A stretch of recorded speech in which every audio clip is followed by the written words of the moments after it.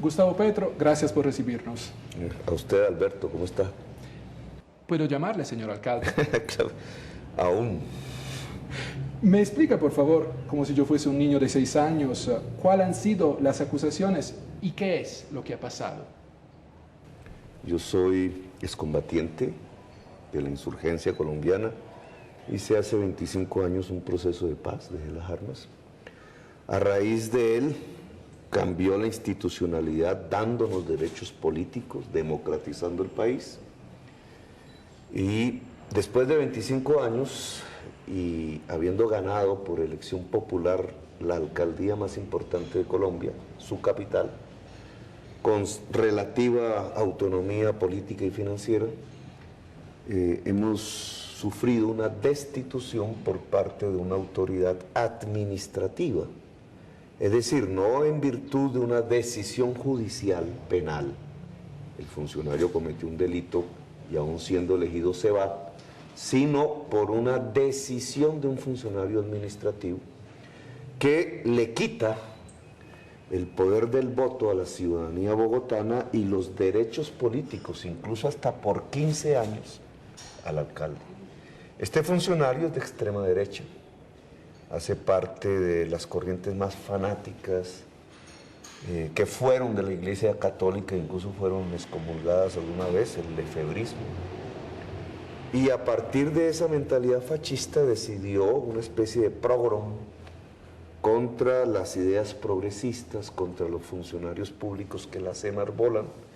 Ya hay una cadena larga de personas que, siendo miembros del Congreso o alcaldes, han sido destituidos e inhabilitados casi de por vida, porque tienen políticas diferentes a la manera de pensar de este señor, el señor Ordóñez, procurador general, sin funciones judiciales, pero que ha logrado destituir e inhabilitar, aprovechando vacíos jurídicos del país que aún no acatan completamente las normas de la Convención Americana de Derechos Humanos que nosotros mismos firmamos desde el año 1969 y que prohíben taxativamente el que un funcionario administrativo, sin mediar orden judicial penal, destituya y limite los derechos políticos tanto de ciudadanos electores como de ciudadanos elegidos. ¿Las acusaciones cuál eran o cuál era? Sí, vamos, las acusaciones cuál eran. Nosotros aquí tomamos una decisión política, administrativa, incluso ordenada por la Corte Constitucional, de cambiar el modelo del aseo de la ciudad, completamente privatizado, lo volvimos mixto, formamos una empresa pública que compite con las otras e incluimos, y esa era la orden de la Corte Constitucional, cerca de 14.000 muy humildes mujeres y hombres recicladores, que son personas que en las madrugadas salían caneca por caneca en las calles, bolsa por bolsa, a esculcar y a sacar cosas que pudieran vender en el mercado. Ese era el reciclaje en Bogotá. Y la Corte Constitucional ordenó incluirlos dentro del modelo de aseo, remunerarlos, dignificarlos. Hoy estamos pagando 88.000 toneladas de productos reciclados. Yo expedí un decreto generando esta nueva, pues, una tendencia mundial, además necesaria en tiempos del cambio climático, y dignificamos estas familias. Como remunerar a los recicladores, incluirlos, implicaba reducir las ganancias de los grandes empresarios particulares privados, estos salieron a sabotear el servicio, nos dejaron 3 días las basuras en la calle, y a partir de ahí iniciaron las demandas contra el alcalde, tratando de recuperar sus privilegios, una de ellas a la Procuraduría, y la Procuraduría la usó para destituir el voto popular en la ciudad de Bogotá. ¿Y por qué, según usted, el Tribunal Superior de Bogotá cambió de idea después de varias instancias? No ha cambiado de idea. La Comisión Interamericana de Derechos Humanos decidió protegerme con medidas cautelares. Es decir, yo debería ser alcalde no solamente desde el inicio de mi periodo, sino hasta el final del periodo, gracias a esa protección unánime de la Comisión Interamericana, pero el presidente de la República decidió desconocerlas por primera vez en la historia de Colombia, lo que produjo mi salida del cargo durante un mes. El Tribunal Superior lo que hizo fue, a partir de una acción de amparo, que se llama aquí de tutela, decirle al presidente que las medidas cautelares son obligatorias y que por tanto él, y se le ordenó desde esta instancia judicial, debía restituirme en el cargo. Por eso usted, Alberto, y yo estamos hablando aquí en el despacho de la alcaldía. ¿Y usted cree que la lucha alrededor de la alcaldía de Bogotá tenga algo que ver con las elecciones presidenciales en mayo? Sí, claro, está ya cruzada, toda acción en este momento está cruzada por los intereses electorales. Se disputa la presidencia de la República en el mes de mayo, estamos a escaso un mes. Para bien o para mal eso incide en el proceso. Nosotros estamos luchando, hemos llenado varias veces las plazas públicas de todo el país por profundizar la democracia en Colombia, que hoy pasa por darle garantías reales a las maneras de pensar diferentes cuando éstas son elegidas legítimamente por el voto popular. ¿Cómo considera la reacción del presidente Juan Manuel Santos? El primer mandatario considera esta como una restitución controvertida. Igualmente ambigua. El presidente está en un país, dirige un país que lleva décadas de violación sistemática de derechos humanos. Aquí asesinaron un partido político de izquierda en masa, más de 5.000 militantes, hace 2 décadas apenas. Aquí se encuentran fosas comunes de campesinos descuartizados por los ejércitos privados, de congresistas de la República ligados con el narcotráfico. Aquí hay una de las grandes crisis humanitarias de la humanidad, más de 6 millones de desplazados que viven en estas ciudades huyendo de la violencia.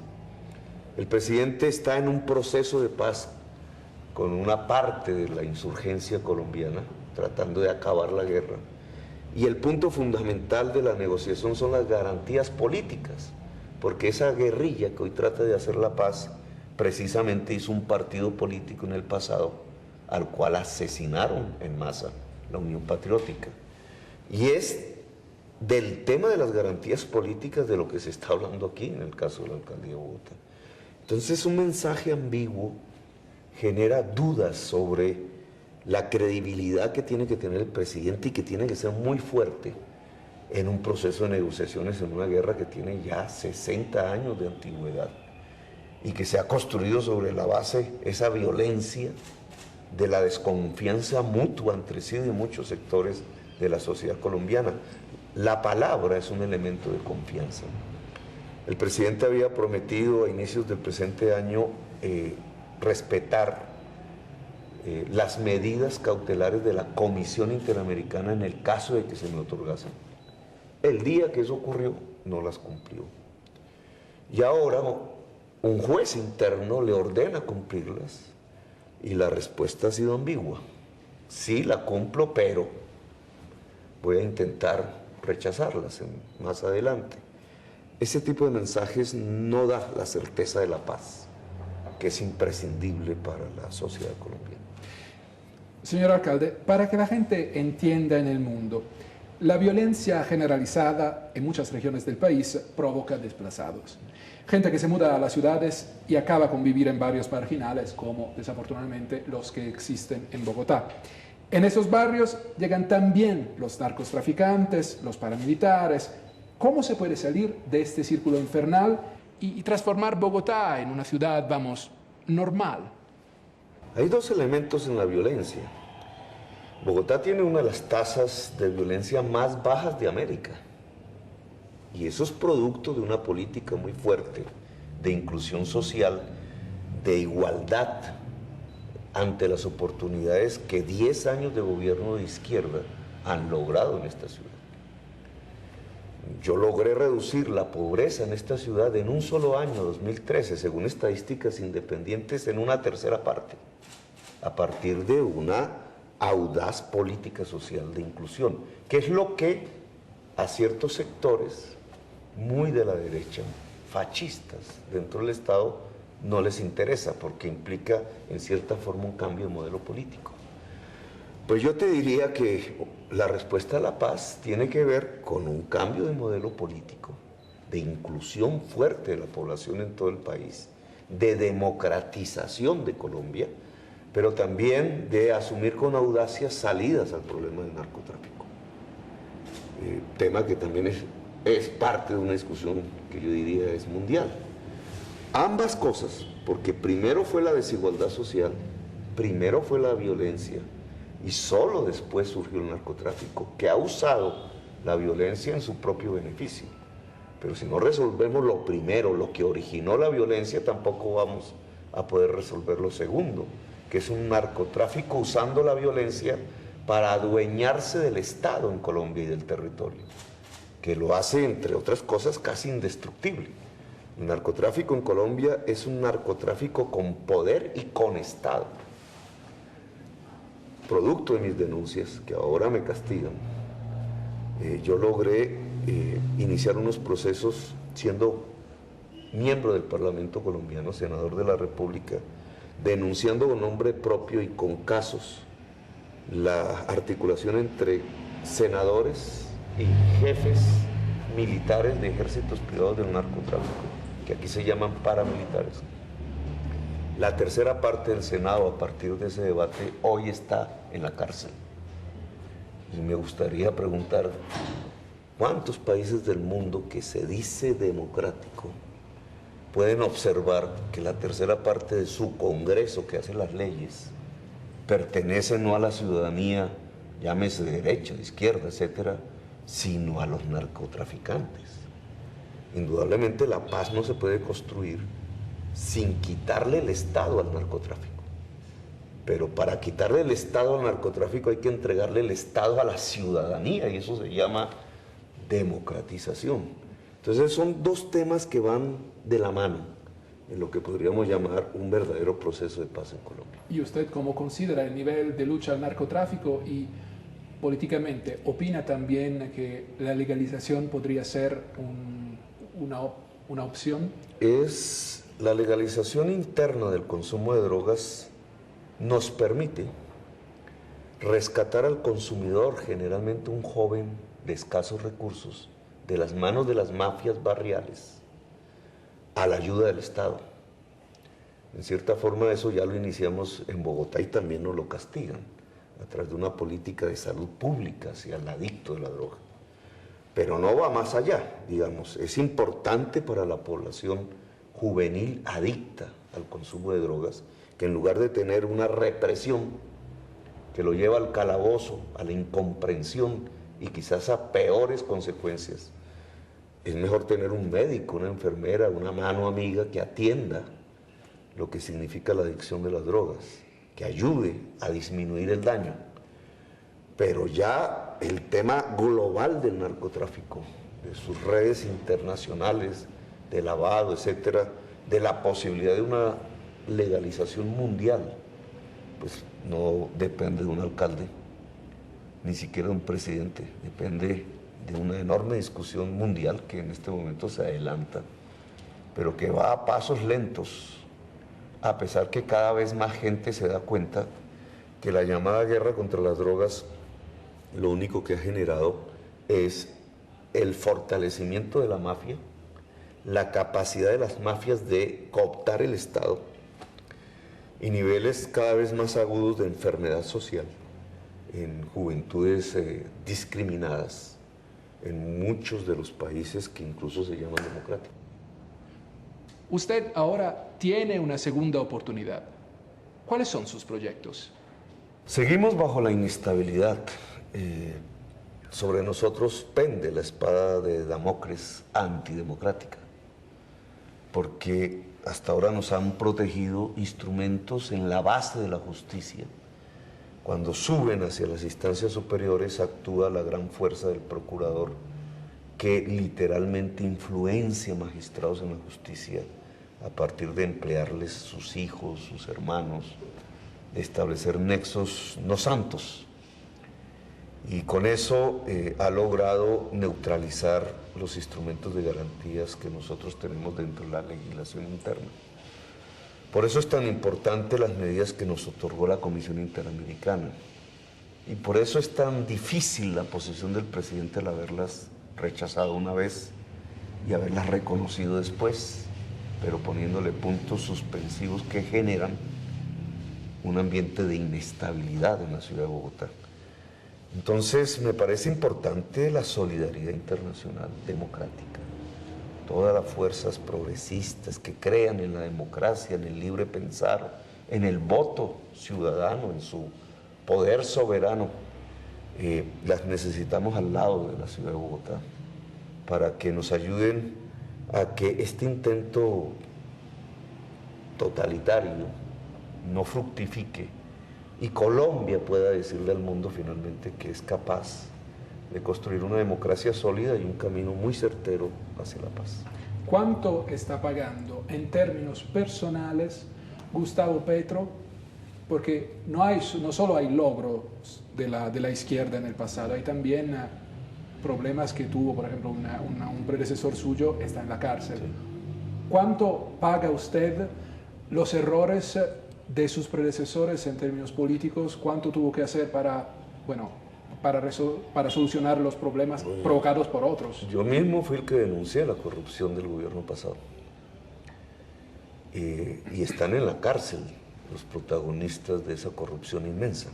Yo mismo aquí vine y entonces estas instancias complejas del Estado a nivel local sacamos las mafias de la corrupción, que parcialmente ahora hacen parte de este esfuerzo por sacarnos de la alcaldía, por recuperar su viejo poder. Nosotros democratizamos la ciudad de Bogotá y por eso sus resultados en términos de reducción de la violencia, de reducción de la pobreza, de reducción de la desigualdad social, de un ordenamiento territorial de vanguardia incluso, como fue reconocido hace poco en la Universidad de Harvard y en el Foro Urbano Mundial de Naciones Unidas, son, digamos, nuestros aportes a una discusión mundial sobre la ciudad en tiempos de cambio climático y de la necesidad de construir equidad en la ciudad. Pero en contra tenemos todas las fuerzas que no quieren que este país cambie y obviamente nos han hecho pagar consecuencias. Yo estoy, si no me protege la justicia, destituido, inhabilitado por 15 años, que a mi edad es una inhabilidad de por vida, para ejercer cualquier cargo público, para proponerme como candidato a cualquier cosa. Es una inhabilidad perpetua. Embargado en mis bienes. Solo les falta o asesinarme, que era lo que hacían antes con todos los dirigentes de izquierda de Colombia. Todos sus candidatos presidenciales fueron asesinados. O el destierro, que finalmente para mí es casi una derrota, tener que irme porque no puedo aplicar las formas de pensar diferentes. Así el pueblo vote mayoritariamente y acompañe mayoritariamente este esfuerzo. Y ahora, ¿cuáles son los pasos para que usted salga del túnel, salga de los problemas, para explicarlo también fuera de Colombia? ¿Qué tiene que ser la ley? ¿Qué tiene que hacer usted? En realidad es simple, solo se necesita que el presidente decida acatar las medidas cautelares como se lo ordenó el juez interno, pero de manera permanente, sin ponerle puntos suspensivos. Como lo ordena el tratado que se denomina la Convención Americana de los Derechos Humanos y que nosotros firmamos desde 1969 y del cual nunca habíamos hecho un incumplimiento hasta que resultó ser el que le servía para destituir un alcalde de izquierda en Colombia. A pesar de todo, Gustavo Petro, ¿merece la pena invertir en Bogotá? Sí, claro, esta es una ciudad de las más pujantes del mundo y lo hecho aquí, en términos de equidad, de crecimiento de la educación pública, etcétera, es la base sustancial para el desarrollo productivo en servicios de la ciudad. Esta va a ser una de las grandes ciudades de América. Hay una afluencia de empresas europeas, básicamente españolas, inglesas e italianas. francesas en menor medida. Ya los demás países tienen menores inversiones, los suecos en transporte. Pero este es un mercado que en la ciudad, no en Colombia, equivale a un promedio de ingreso per cápita como Hungría, como Eslovaquia. Digamos, no es un gran mercado, pero es un mercado emergente, indudablemente, con una población la más educada del país, con esfuerzos educativos cada vez más profundos, con una conciencia democrática más grande, con una cultura productiva, que es lo que ha hecho esta ciudad una especie de isla de relativa riqueza en medio de un país que se desangra.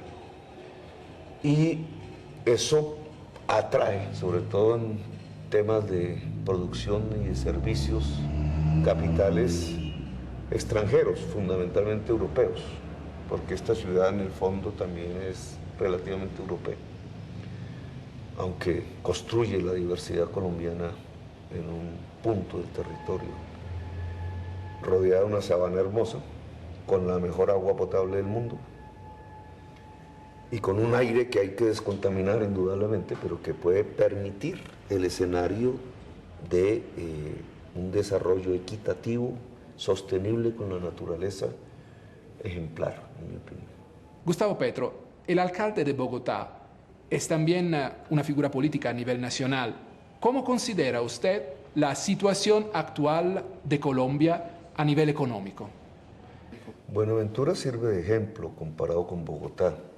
Yo te pondría dos regiones: Buenaventura, el principal puerto hacia el Pacífico, mayoría de población afro, población indígena precolombina mayoritaria en La Guajira, en el Océano Atlántico. En La Guajira los niños mueren de hambre, por centenares. Y en Buenaventura están descuartizando la población, ciudadanos afros, porque es una de las principales rutas del narcotráfico y hay grandes proyectos de inversión en el puerto. Están literalmente cometiendo un etnocidio, pero también un genocidio.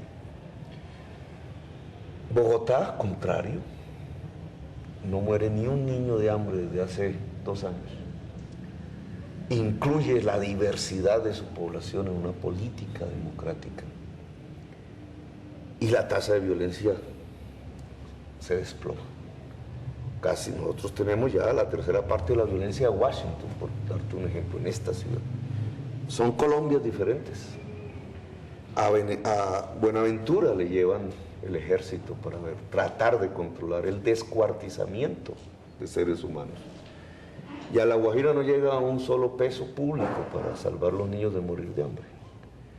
El modelo de Bogotá, que es lo que llamamos Bogotá humana, es lo que podría rescatar esa Buenaventura de su violencia y a La Guajira de la muerte de sus niños. Gustavo Petro, gracias por esta entrevista. Bueno, a usted, Alberto, y a sus televidentes europeos.